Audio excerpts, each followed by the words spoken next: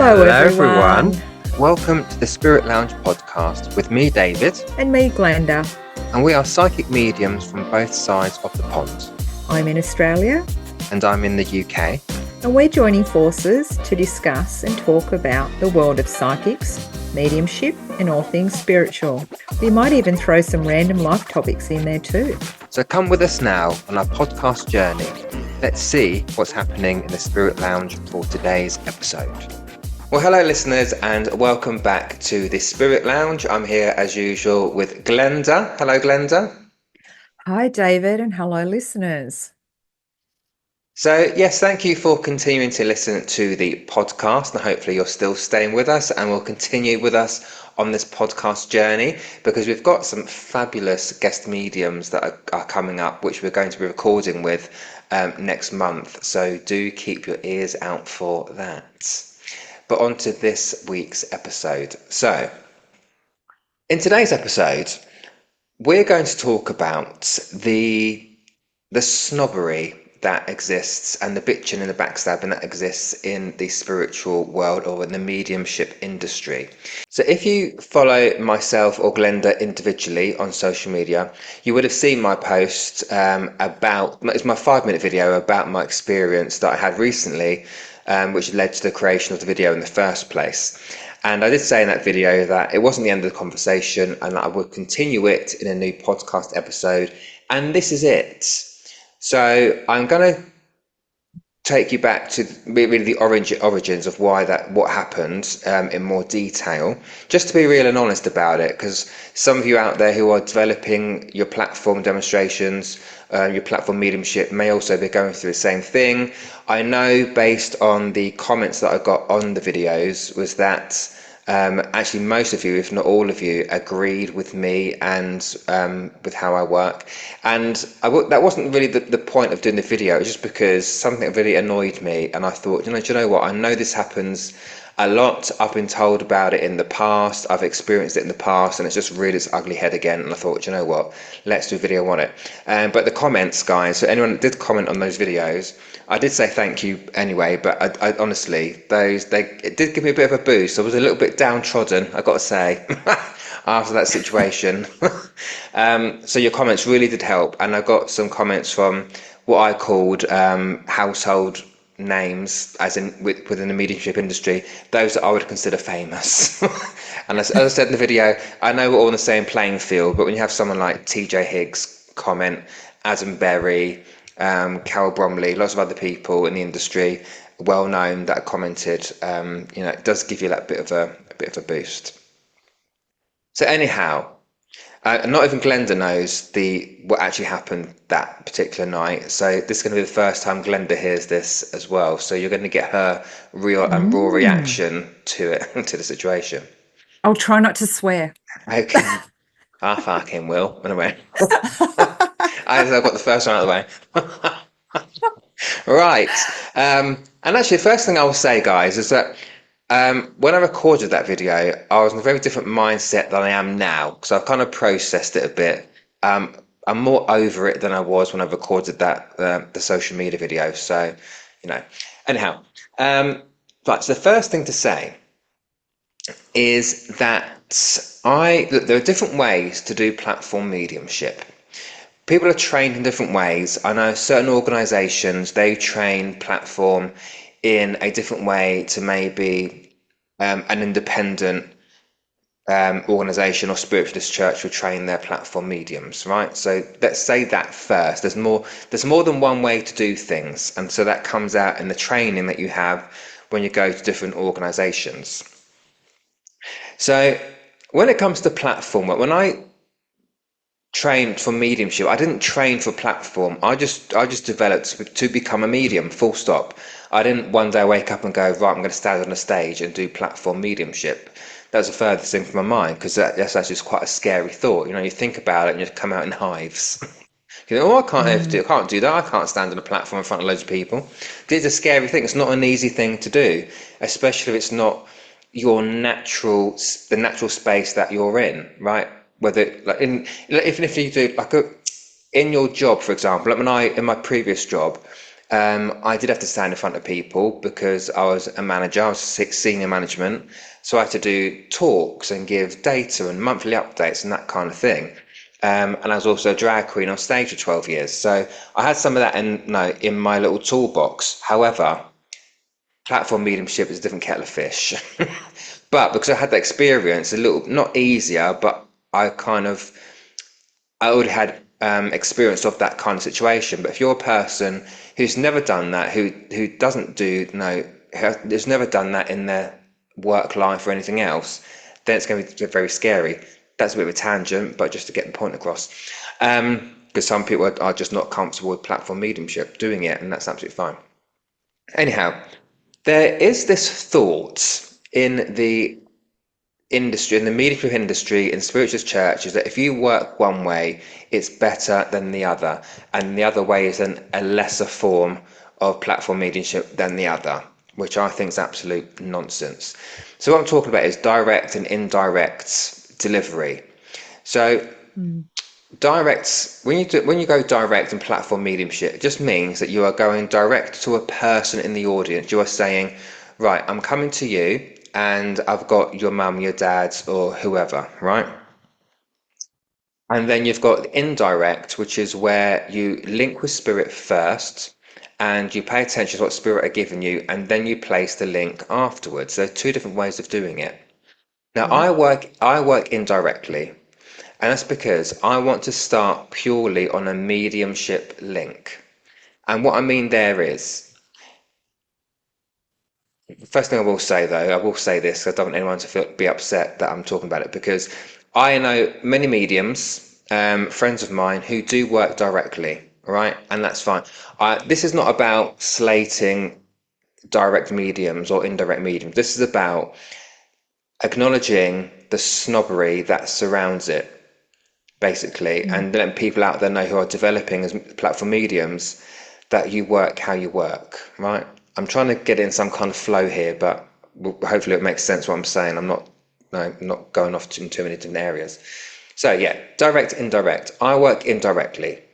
And the reason I do that again is because I want to work purely mediumistically. So I'm really not paying attention to who's sat in front of me. And I do make a joke of that at the start of my demonstration. I say to people, look, this is how I work. Please don't take it personally if I'm not looking at you, eh? So I can't, it's not my medium, it's what my mind can't focus on looking at a person, looking who's in the audience, and then paying attention to who's trying to talk to me in my head at the same time. That's not my mediumship. That's just how my brain works, right? And a lot of people close their eyes. So, Yeah. some people So to concentrate. concentrate. Yeah. So I look up into the sky or into the floor or wherever, and I allow spirit to put in my head what they need to put in my head, trying to be as specific or accurate as I can, and then I surrender my evidence. And I'm using that word because I'm so fed up of these snotty mediums or teachers who talk about, about we throw it out there. I am not throwing anything out to my audience. And that term to me has such a negative connotation. It sounds like we're just throwing out like you're throwing out the trash. No, I'm not throwing out random pieces of information hoping it lands. I am surrendering, or relaying is probably a better word, relaying what spirit have given me, whatever their personality is, character, whatever they want to say, relationship, whatever.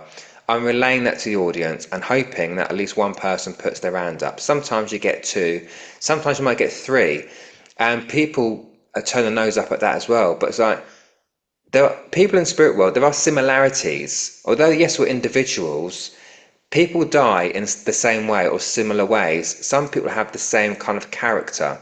So sometimes you are going to get multiple people put their hand up, but it's up to you as a medium to go with where the pull is. Or like me, I said, spirit, right, I've got three hands up, give me something really random to get me to the right person, and they will. So then I know where I'm at.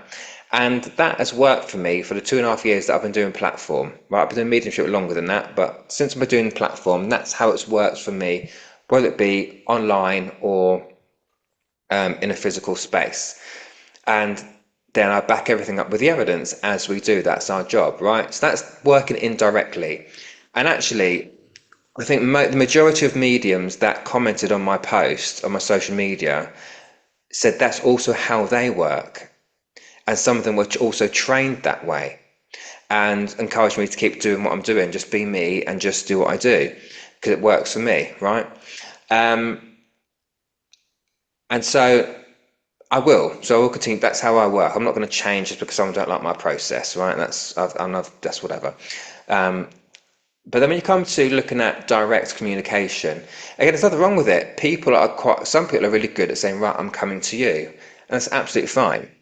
But what I will say with direct communication is, this is just my opinion, and people can agree or disagree. But if you are drawn to a person, that's working psychically, no? If you look at someone and say, I'm drawn to your energy, spirit are not drawing you to that person unless you've got a spirit in your head saying, right, go to that lady there with the pink cardigan on, the glasses and the yellow hair. Yeah. Then obviously that's that spirit directing you. But if you're just drawn to a person, then you're working psychically. If you look at someone and say, right, I feel I want to work with you, that's a psychic pull, not a mediumship pull. And again, there's nothing wrong with that. If you want to work that way, you work that way. But I was always taught to work purely mediumistically, which is relying on who's ever coming into your head and then putting the information out there. So both ways work. But I'm just a little bit tired of this whole snobbery that you must work directly. Why? According to who? Is there some kind of spiritual law that says that when you do platform, you must go direct? I don't think so.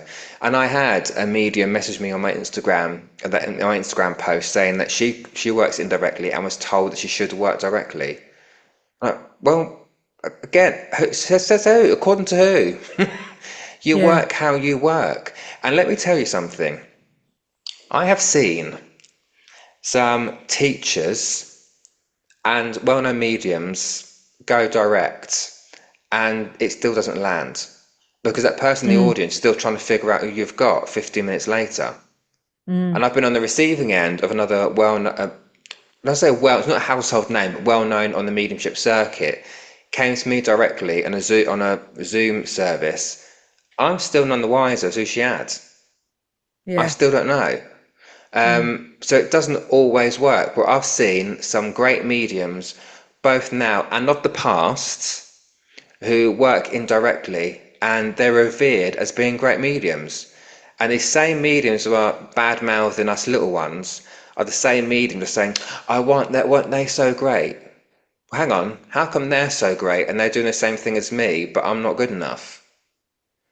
So there's the whole hypocrisy around it as well. And I mentioned some names, actually.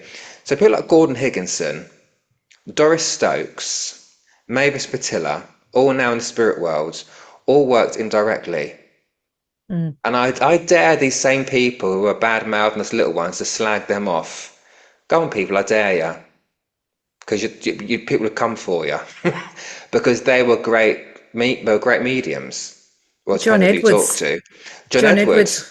He's fantastic. He throws it out, as they say. He throws it out, but he can reel it in to go directly to who that person is. Because, again, like you said, it's the energy that's going to pull you to that person. And the evidence you've got to back up to go with it. So, so that whole snobbery, I feel, just needs to be put in the bin. Leave people alone. If they work indirectly, let them. If they work directly, let them.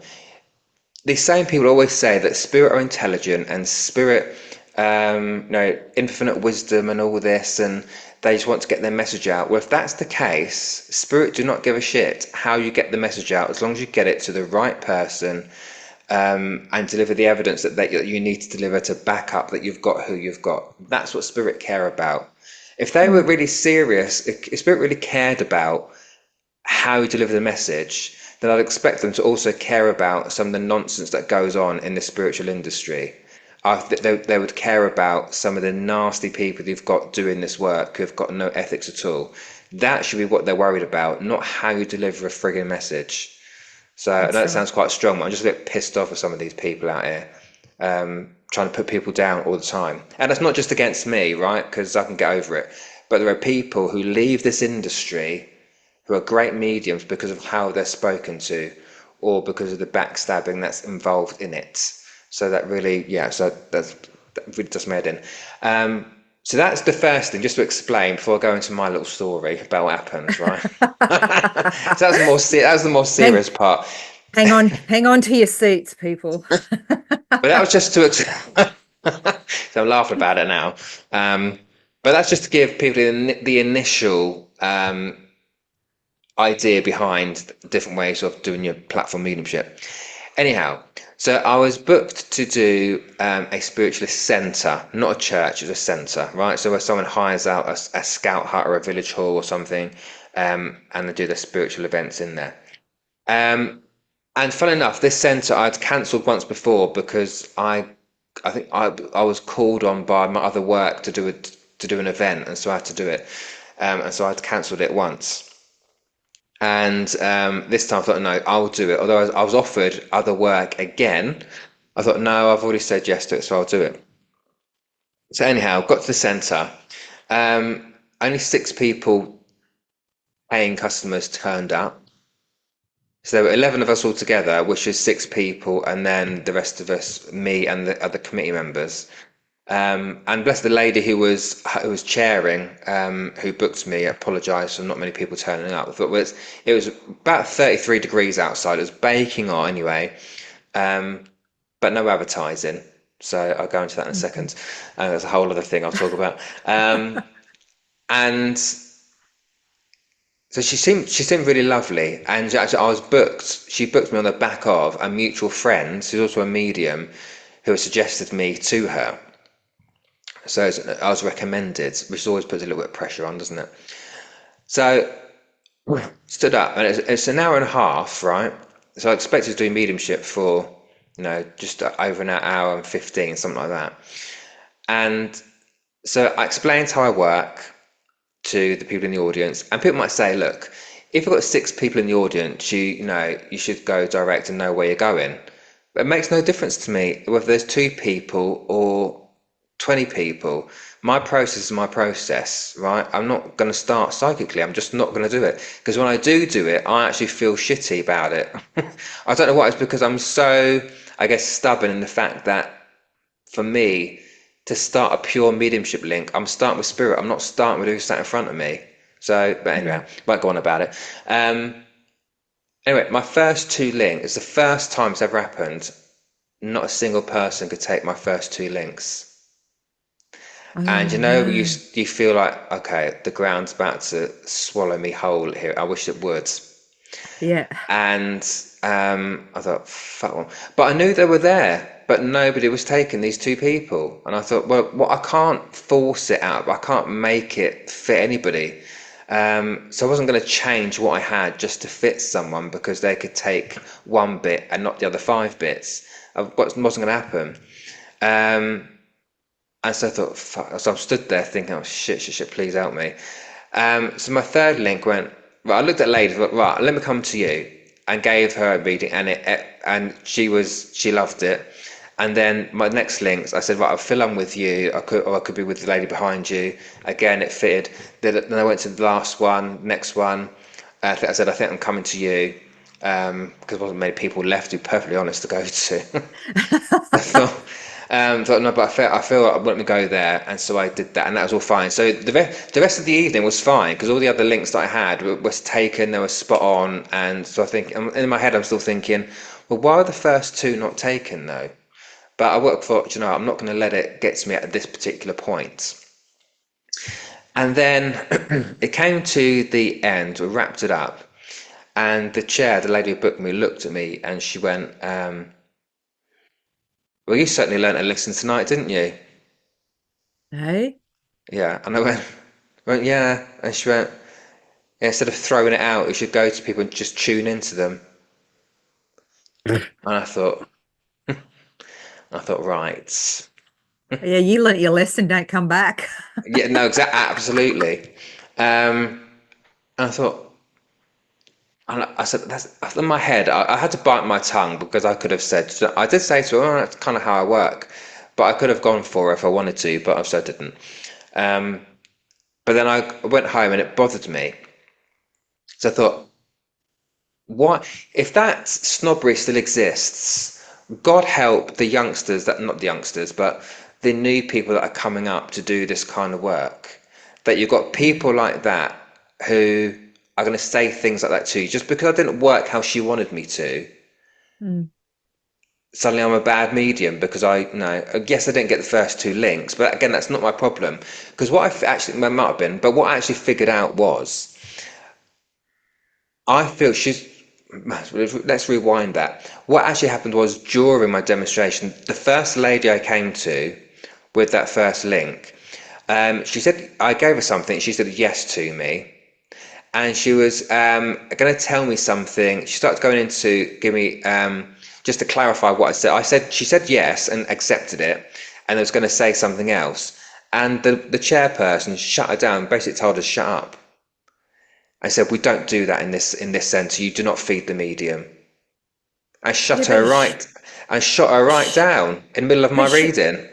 But she might not have been able to. She mightn't have been wanting to feed you. She might have just been No, giving you back what you've asked. Like you say, what can you take? that was it. And Because she's been shut down. yeah, I gave her in a statement, this is what I have, and she said yes. And then she was going to say something, maybe just to clarify, and the woman shut her down. And then at the end of the demonstration, just to add to what I said, is she said to her, "We don't know." I said as at the beginning, she said, "Well, we no, you get those message snatches. We don't have any of that here in this centre." So I think what happened was that the way she runs her centre is that because I think she has regulars go in there because they all know her, that she has basically trained her audience not to take anything, not to snatch anything. Yeah. So those first two links probably could have been control taken, freak. but there's a control in that centre that says if a medium does that, you don't take it, which I think is absolute bollocks, and that's wrong. If you're going to train, that's just my. I don't say that's fact. That's just my feeling on that and why that happened. Because the fact she shot down that woman who wasn't feeding me anything, she was clarifying something. And basically told her to shut up. And her face, bless her heart, because she came up to me at the end and said, "Thank you so much. You were fantastic." And she left. Oh, there you go. And then I found out afterwards. Because do you know what I knew? I just knew that once that had happened, once that demonstration had happened, that she'd be on the phone to my friend who recommended me. And you know what? 2 days later, she called me. I said, "Oh, I heard you were at the centre, but I had to ring you to see how you were because because she told me what happened." I thought I fucking knew that would happen. So basically, she said, "Oh yeah, Dave didn't have a very good night. Basically, or he was all right." And she said, "Oh, I've just said a name." She's not on social media anyway, but she said, she said, I'm not mentioning the centre. She said, "But I don't like mediums who throw things out there." And I thought, well, bollocks to you, my love, because I knew after I'd finished, I wasn't going back to that centre anyway. But I'm not working with David, energy like that. Sorry. but this is why she had that many people turn up. If that was a different energy, if that was a big, how can I say, a more loving community, a more appreciative place, that it would be stacked. It would be full of people. I mean, how many people do you get when you go to, is it Bognor Spiritual Centre? Yeah, Packed, Bognor, but right? yeah. Right, packed compared to that, because it's not controlled in that they want it to be delivered a certain way. They let you work in your own unique way. And that's what happens is they're going to keep losing mediums for this fact. They're going to keep losing people that come to the spiritual center because they have to have control, or not spiritual center, but to their center, because they have to have control of the way that the mediums work. So I just let it go. It's not worth it. Just don't go back. And, every other medium that's going to go there is going to learn that lesson, not the lesson to how to work. And and I think I'll say to that as well, talking about the numbers there. If you're going to book a medium, people, if you're a church or centre listening to this, advertise your mediums. There was no advertising of my event at all. Nothing on the front door, nothing on social media. Their social media page on Facebook has not been used since April. Advertise your mediums. Yeah, it's not on you to be It's not on me flogging to that. do that. I can do it, and I do it. But if you have someone at your centre, like if you've got a medium at a theatre, you don't expect the mediums to go out putting their own posters up. If you're as a theatre or in a concert, for example, you don't expect fans to advertise a concert. You expect the promoters to advertise who's at your venue. Same with Exactly. spiritualist churches. Advertise your damn mediums. We work for Yeah. next to nothing anyway, so advertise them. And what annoyed me really is that I turned down a 140 quid job for my other job for a Mm. 25 quid session like that, even like that. Wow. That's what you should have said to her. Yeah, I did learn a valuable lesson. I Yeah, fucked up. yeah. And so it annoyed me at first because it didn't act. And look, I'm not the most confident person in the world, but I was having a great time recently. My demonstrations were going great. My mediumship has changed. My one-to-ones have been great. And then that one experience kind of knocked the wind out my sails a little bit because I thought I can't. What happens the next time I get on a platform, and what if no one can take not? What if no one can take my links again? Because it is mortifying, and any medium does this Mm. work knows that to get on a platform is hard enough, but to get on a platform and no one be able to take your first or two links, I mean, it's that one again. As I say, it's one of those moments we want the ground to swallow you up, basically. And so now Uh, that's in my mind that that's going to happen again. As it's not really the uh, way I work because I'm not going to change my process, right? I'm not going to start going direct because some women didn't like it, or any church didn't like it. So I'm still going to work how I work, whether people like it or not. But now it's the fear of what if I get there again to another venue and no one takes my links. So I know. that's what's in my head now. Yeah. So I'm really pissed off at myself for letting that percolate in my head. But it's just Yeah. that's also one of my fears anyway. That you get on the platform and no one can take you've got in your head. You feel like a fledgling. You feel like you're back at the beginning, and I've Mm. come too far past that now to be in that space. But I guess it's all a learning thing, It I is. guess. And I'm so sorry that that happened to you, David.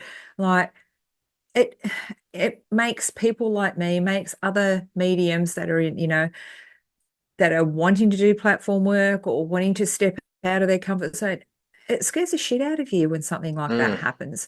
And it's really sad that we can't be more supportive of each other. I'm not saying that it's every person out there doing it. It's just a certain number of people that aren't supportive um, towards other mediums or to new mediums that are starting on their journey and wanting to step out on a platform. Like that would scare the living daylights out of me. And especially with confidence, especially with, self-doubt, all of that, because all it takes is something like that to make you feel like you're going back to square one.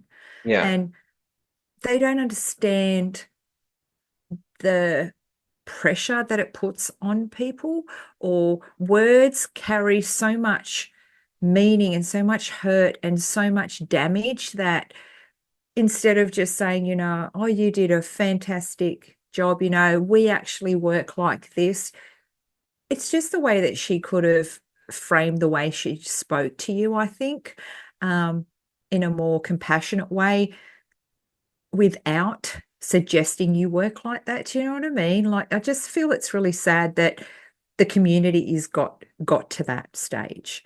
And what is it? Is it ego? Is it because they've been in the game for so long that they're not willing to change? Is it the way that they are trained? Is it their beliefs? Like, there's just so many factors that play into it, but it's really sad. Well, we should be uplifting each other. I mean, if you know what it's like to stand there and it's like, no, I can't take that. I can't take that. And like you said, you just want the ground to swallow you up, or you're just thinking, fuck, someone just come and rescue me. I'm like, get me out of here.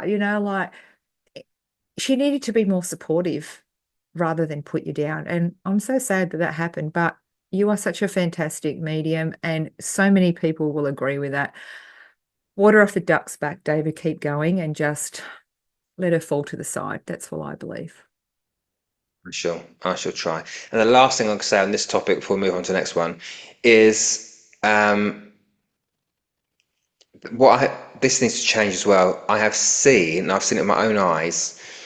The spiritual churches that are based online, who do mostly Zoom services, advertising for mediums to work for them, who work direct only. Do you know what? Oh no, I can't swear. No, because I can't swear. Do you know, that for me, that is the epitome of snobbiness. That's to me, that's just a horrendous thing to do personally. What you say? What you're saying, that people that work indirectly are not good enough to work for you. Do you know what? Keep it. And I will say this: any church or centre who doesn't like mediums that work or throw things out, don't book me. I'm all right. I don't need to work for you. I don't need to be everywhere, because I will not be put under the pressure of working in a certain way just to please you. Because actually, I'm not there to please you. I'm there to please spirit. That's it. I'm not there to make you look good. I'm there to work for spirit. So any shame on you is actually what I want to say. Any church or centres advertising for mediums who work direct only or in one way or the other, shame on you. Because what you're doing, you're part of the problem, because you are restricting people, and then you're putting people down who don't work the way that you want to work because you don't think it's any good. Where actually, I've seen both sides of the coin. Yeah, I've seen multiple platforms do that. I've even been on a platform that actually did that, and the producer used to say that to certain mediums, you'd have to work directly, but then he'd let other mediums just work indirectly, and it was a bit of, I don't know, favoritism, or I don't know what it was there. Hence why there's no mediums on that platform anymore. So that's what happens. People leave. You treat your mediums like shit, they're not going to come back. Again, they're working for free. They're working their time and their energy, the time away from their families, the time away from their work. They're giving that all up for free. Yes, we do work for spirit and we do give back to spirit, but we also need to be respected by the community and the people that we work for. So you shit on a medium, they're not going to come back. End of story. So that was the first part of this conversation, because that was more of a personal thing, because I've experienced it. And by the way, guys, that's not the only time I've experienced that. I felt it in other places as well. I won't go into because I'm the boyer, but it happens. But yeah, as I'm talking about this, I'm giving myself the advice as I'm speaking it. So people, if you're developing your platform mediumship, work how you work. Don't be forced to be put into a box. If you can't work directly for whatever reason, and I don't, then you don't. You work in a way which is uniquely you. Because we all say, we all have our own unique link to spirit. So if that's the case, we've got no choice but to work in a unique way. So bollocks to everybody else. Pardon my French, but there you go. The other thing, Glenda.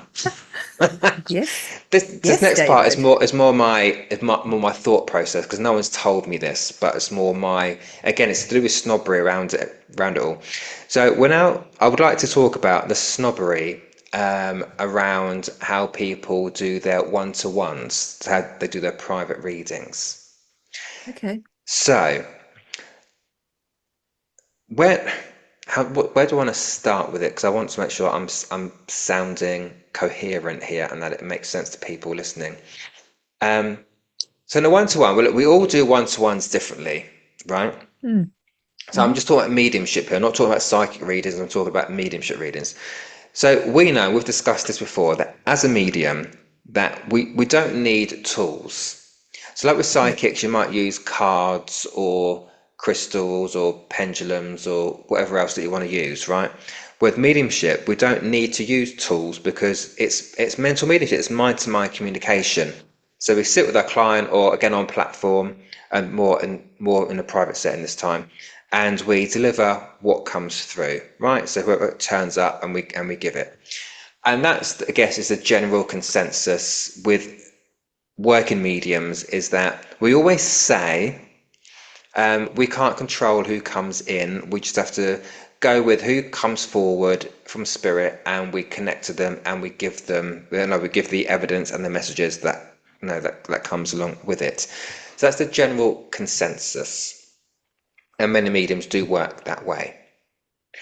But I was thinking about, and I did a video on this as well, put it on my social media, is about this whole direct dialing thing, what I call 0800 dial a ghost, right? Now, when I first started developing, I would say that to people, and someone said, could you connect to this person, that person?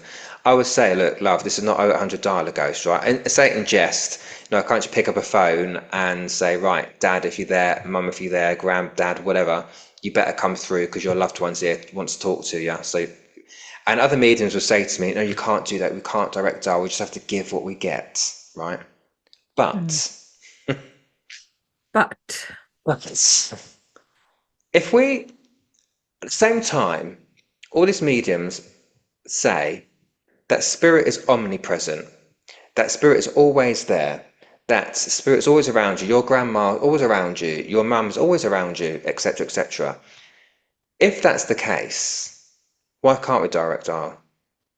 If that person's always there, why can't we say, right, mum, if you're available, come forward because your daughter or your son is sat in front of me? Why can't we do that? And again, I think it comes down to the restriction that people are the restriction that people are feeling from their teachers or their mentors or other mediums on the circuit, is that to be a good medium, you just have to sit there and just allow to come through whoever wants to come through. You don't use tools, you can't direct dial. But again, at the same time, they're saying, but your spirit's always there. Okay, why can't I direct dial then? Now, I know we always say that we can't guarantee anything, and we can't, right? We can say we can direct dial, because I know some people do. Some mediums do. I have direct dial, and it does work for me. But I will say it's not guaranteed. Like, we can try. I can ask them if they're available at this moment in time. If they don't come through, I can't really do anything about it. But if they do, fabulous. So what's your thoughts? I don't know if we don't do it because we always have that disclaimer of mediumship is an experiment. Every time we do a reading, we never know who's going to show up, if anybody. Because sometimes, your mind might go blank. So, in my mind, is it just because we want to feel safe and we don't want to promise people anything, so therefore we don't direct. We say we don't direct dial. What are your thoughts on that, Glenda? I think as mediumship is evolving, we do. A lot of us were taught not to back in the day. I mean, I think about my training and it's more about whoever steps forward first. That's the way I was trained, and that's the way I work in my one-to-ones. Well. It's just the way whoever I feel comes in, and I always feel that, and it's been proven through my readings that the right person for the right time for the necessary moment in your life will step forward for who you need. Okay, so whether it is your mum or whether it is your grandfather, or it depends what is going on in your life at this time. If you're having financial issues or blah blah blah, and all of a sudden your grandfather that was a businessman steps forward, and it all unfolds, well, I see why he stepped forward. He wants to help you to blah blah blah, the way it goes. There's a need for him to have stepped forward at that present moment. That's what has unfolded through my readings. Have I direct dialed, like we say, connected to the person? Absolutely. I've done it too. Okay, I've brought through 3 or 4 different people, but I'm still feeling like you're waiting for someone. Who is it that I've missed? Who haven't I brought through? I really wanted to hear from my mum. Okay, give me a moment. Yep, brought through mum. Do you know what I mean? Like, we can. Why does it happen? I kind of feel like maybe it's the medium's way of working. Maybe it's the way the medium is trained. Again, I go back to the need of what the sitter and what the person in spirit have in common at that present moment. I don't feel it's necessarily the ego of the medium. I think it's just the way that they work, because both of us have gone direct before, and it works. It does work. Do we necessarily need tools for that? Mediumship, I don't believe we do. I feel that, you're using your clairs, you're going through every bit of feeling. You should be able to bring through a spirit person by using all your senses, and the mental, mind communicate. It's all there. It's all within the feelings of your body, your mind, your senses. I don't particularly think you need a card or a pendulum to connect with spirit. And if you do, I think it's more that you're trying to hold on to something to take that mind away, the thoughts of your mind. You're trying to push your mind to the other side without overthinking too much. So if it helps for you to hold a card or hold something to connect to spirit, who am I to judge? As long as you're bringing through the evidence that person can take, what does it matter? Next point I wanted to talk about, so I was writing a few things down as you were talking. Because again, I think with one-to-ones, there's a snobbery around that as well, because mediums are saying you shouldn't. If you look at a photograph to link with someone in spirit, you're working psychically. If you hold an object, you're working psychically. And if you take it, I've even been told that if I was to ask someone who they want to hear from, like a name, then it's psychic. And so me processing that, because we know we have some mediums in common. Who some of them we're going to get on the podcast as well, who talks openly about how the fact that when she has a client, she asks them straight away, who is it you want to hear from? Because as much as people say they're open when they're coming to a private reading, we both know that they've always got that one person in mind who they want to hear from. Yeah. So as much as we can bring 3 or 4 spirit people through, they want one particular person. But they just won't say it until you ask them, right, who is it you want to hear from? They're not going to open up and read it and tell you. Well, if you're doing a half-hour reading to a 1-hour reading, you've got a time limit on who you can bring through. Exactly. You can't beat around the bush, right? No. I must point out, in my point of view, that's not cheating.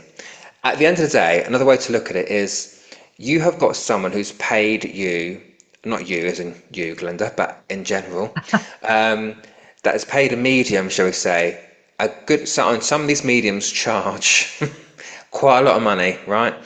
Especially look at the American ones, some of the prices are like, oof. Our person wouldn't pay it. But no. This person's come to see you.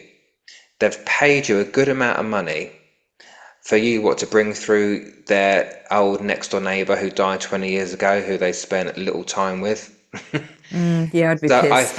I think in the mind of some mediums, what is a blocker is not just the snobbery, but it is that thought process of, I need to be perfect, I need to get this great. And I was like that at the beginning, which is why I charged like 25 quid when I first started, because in my mind I had the pressure of, if I charge, I've got to be perfect and I've got to be spot on and da da da da da. And so these days I think some people will ask for the name or for a photo, but then feel bad about it because someone else is now telling them that's cheating, or you're starting psychically or whatever. But again, we need to get rid of that, because your link is your link. If you start your private reading, by asking someone who they want to hear from, or you ask for a photo to tune into, you've still got to back that up with evidence. So it's still mediumship. It's not like I'm just reading from that photograph. You still need to get that person from spirits, and then again give the evidence, give the messages. So you still need to back it up. But these I feel quite sorry. I mean, even I've done it sometimes where I've looked at a photograph and I've tuned in, or I've asked for a name, and I have felt bad. So I feel really sorry for these new mediums that are coming up that are training to be told that's wrong or that's right. I mean, yes, ultimately, what the aim really is that you just sit there, you don't need anything. We do just link in. That's ultimately, I think that's probably the best way to do it. But if you need to get into the energy, then ask for a name. If you know, because again, if you've got someone who you feel is coming to your session, and we all know that there's one person they want to connect to, right? If you feel that, it's okay to say, who do you want to hear from? and just get a name or the relationship. That's it. You've then got to go to spirit and get the evidence. So it's not psychic. You've still got to get the evidence to back up what you're receiving. Yeah. And I just think that at some point we do need to have that rhinoceros skin, don't we? That we can't allow other people's words to penetrate us and not how we work. I mean, to bring an example in of quite a well-known medium, if you look at Tyler Henry, let's mention Tyler Henry. If you watch his readings, the way he works, he works with psychometry. To get his spirit link, he asks for an object. And some people might see psychometry as a psychic exercise, not a mediumship exercise. I mean, you could do it both ways, but Tyler Henry is using tools in his one-to-ones to get the link to spirit.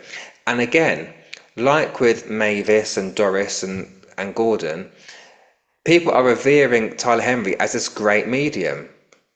Well, if you're going to say he's a great medium and he uses tools, then you can't say anything else about these other mediums who do the same thing. Again, it's the hypocrisy that I don't like in the industry, where you are looking at someone as an excellent medium, they're doing this, that, and the other, but then you're bad-mouthed and trying to put down these not well-known mediums who are doing exactly the same thing. So what is the difference? Well, my favorite, Teresa Computer. I always love to talk about Teresa. God bless her. I'm going to meet that woman in one day. She's going to dial me up and go, Glenda, you haven't stopped talking about me. You're freaking girl crushing on me. Well, Teresa Computer, she goes straight to the person, directly straight to the person. I've got your father here. She doesn't use any tools, but she goes direct to the person in the crowd. Have you seen her work? I've seen her live. You've Yeah, seen her live. she came to London. She works directly. Does she get bagged out for that? No. She only gets bagged out for tapping people on the shoulder in the supermarket.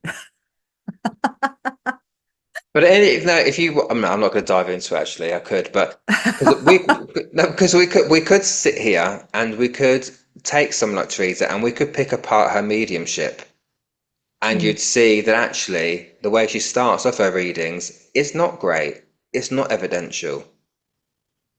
But she's still looked at in some industries. I don't think she's looked at from UK mediums as being a great medium. I think in America it's different kettle of fish because she's quite, obviously very famous there. But so I wouldn't necessarily use her as a great example, as a great medium in the UK, because I do think there's a difference between UK mediumship and US mediumship.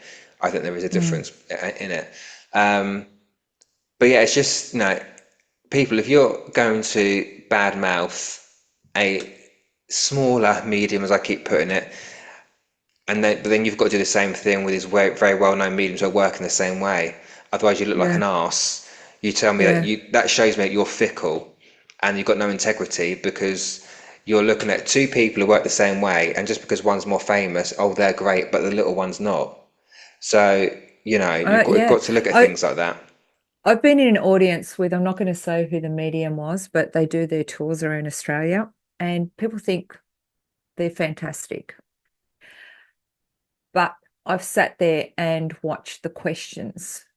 Like John Edwards, he is spot on with his evidence. This other person that is just as famous as John Edwards will sit there and start off a mediumship link with, whose alarm clock's been playing up?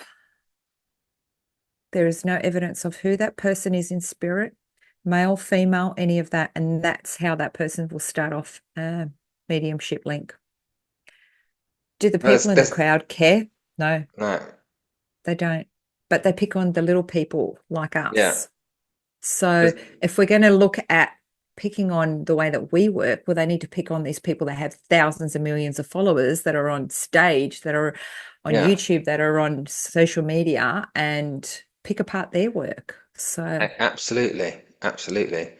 So, and again, I guess the lesson from what I want to talk there is, again, I guess to those newer mediums who are working, who are training, if a certain tool helps you, then obviously, by all means, use it. But you should also back it up with the evidence. But don't let anyone tell you you can't work this way, you can't work that way, because you work how you want to work, right? And again, we all work in different ways. But I guess ultimately, again, the point is that with mediumship, you don't need any tools ultimately. But again, we work the same way, so I'm not judging anybody either. I have asked, I said, I've asked for I will names. say, Oh, go on. like, I communicate with animals as well. And through my training as an animal communicator, we were trained to get the people to show us that picture of their animal, right? So you can tune into that animal. I've never needed a picture to tune in with that spirit animal because they step forward just like a person does. You should be able to describe them. You should be describing their habits. You should be able to describe the color of them, like all of that sort of stuff without the photo. So again, this is a well-known medium from Arthur Finlay College that teaches in this way. But I've seen a lot of animal communicators, they say, ask for a photo. They send through the photo first, and that's how we do the link. So again, everybody works differently. Yeah. So, Animal communication or human communication. Yeah. So, and I've done, when I was training, I did that activity in my development circle, a photograph of the person in spirit, looked at a photograph and they stepped forwards. Because sometimes that is just like with a crystal ball. In a crystal ball, you don't tend to see anything. A crystal ball is just a focus, something to focus on, to take your mind to spirit. So it's just, and then the rest comes in. So you still need to back it up with that spiritual evidence anyway. But it's just, the snobbery around it, people. Don't let other people get you down. So I'm going to give myself advice as I'm talking it there. You do what you do, but in this world we continually develop and change and evolve and change the ways that we're working. I think a lot of it for me is about experimenting. I think both of us over the years have experimented with different things, different ways of working, different things we offer. And that's just a natural part of the journey as well. But it's trying not to allow that snobby, bitchy attitude of other people to throw you off that, because they've had their journey, they're doing what they're doing, and that's fine. I don't need to pay attention to them. So why they've got to pay attention to me, I don't know. I just get on with what I'm doing. That's what we've got to do, really, in this industry. People just focus on, do you. Focus on you. No one's here to be a robot. The last thing that the spirit world want is a load of clones of the same person. I know I certainly don't. We've got our own personalities. We're all here for our own purpose. So you've got to put your own personality and your own unique spin on things as well. So absolutely, just do you the way that you do it, and don't worry about what other people think or say. Absolutely. Yeah, easier said than done sometimes. But like me now, I'm getting over what was said to me. I'll just continue working how I work. But it's a constant learning journey. We always learn something new on this journey. It never stops until the day that you die. You'll always learn something. You're always being tested. I feel like we're always being tested. Even just talking before we came on, it's like, oh my God, like, when are we ever going to stop being tested? I'm over it. It keeps on our toes, doesn't it? Oh, big time. Or it's just like, why does spirit want me to learn this lesson? Why am I on this bandwagon again? Yeah. Can I get off it now? Yeah, far out. There you go. But I think that's it, Glenn. It's a nice place to wrap it up. I think I've spoken about everything I want to speak about in here. I'd love to hear from anyone. We put that out and we got some emails in the last one that we received. So comment below. If you go down on underneath under our podcast, there's a comments. You can comment. You can write down if you've gone through something similar to this, or even send us a message or an email. We'd love to hear from you, and that opens up more conversations for us. Yeah. Eventually, we'd like to get some people on here and talk about things, everyday stuff that's happening in their life. So, yeah, absolutely, yes, well said, Glenda. So that's it for this episode, people. I hope you found it interesting, but I also hope it's given some of you out there who are learning some reassurance that you're doing all right. You just got to do what you do. You go through the motions, you develop as you develop, you go through different phases of your mediumship, and that will forever continue. But try not to let other people's words get you down. But as always, thanks for listening, and we'll see you in the next episode. Thank you so much for joining us in the Spirit Lounge today. We hope you enjoyed the discussion. Yes, and if there's a spiritual topic you'd like us to discuss, or if there's a spiritual question you'd like our input into, then please send those topics and questions to us at glenda-marie1@hotmail.com, and we will get to them as soon as possible. Lastly, if you could like and share this podcast, as well as leaving us a comment or review about what you thought, then that would really help us out and we'd be very grateful. We would indeed. But it's bye from me. And it's bye from me. Join us again soon in the Spirit Lounge.